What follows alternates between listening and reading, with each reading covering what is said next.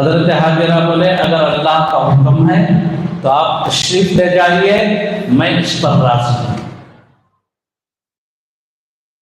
آپ جاؤ، میں اللہ کے حکم پر راضی ہوں، جس میں میرا رب راضی اس میں میں راضی ہوں۔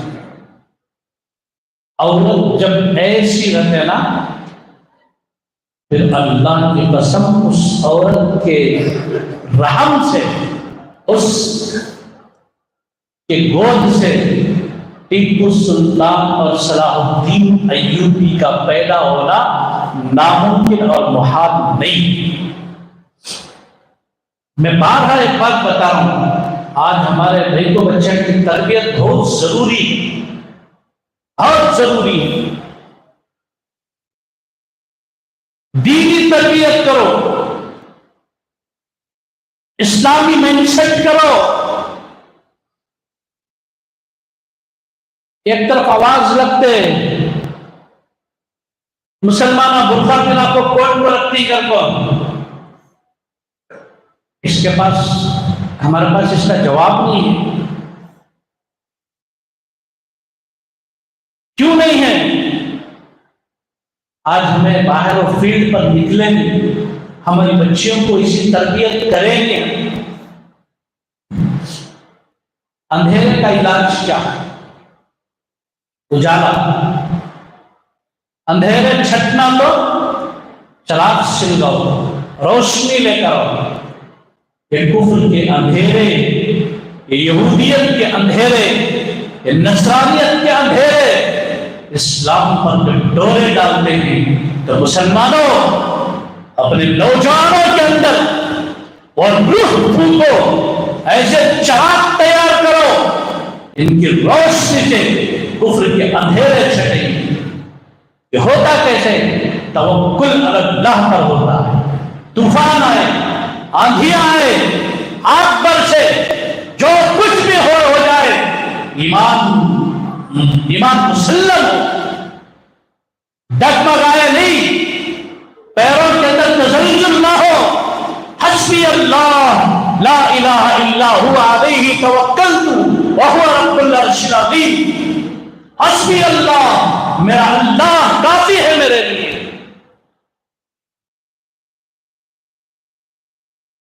غار بند ہو گیا، بھرا رمضان کا مہینہ، غار بند ہو گیا، کہانی ختم ہو گئی۔ لوگ سوچ رہے تھے کہانی ہو گئی۔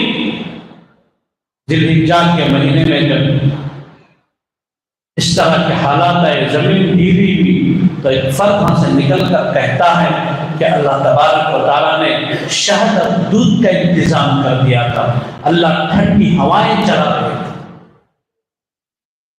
اخلاص پیدا کرو، اپنے نوجوان بچے اور بچیوں کی ایسی تربیت کرو، ان کو وہ تعلیم دو، ان کے اندر وہ معیار پیدا کرو، تو پھر اس قوم کا بچہ اس قوم کی ملت اسلامیہ کی صحیح ترجمانی کے لیے اگر سر پر کفن باندھنا پڑے تو بھی باندھے، لیکن ایک قدم پیچھے نہ ہٹے۔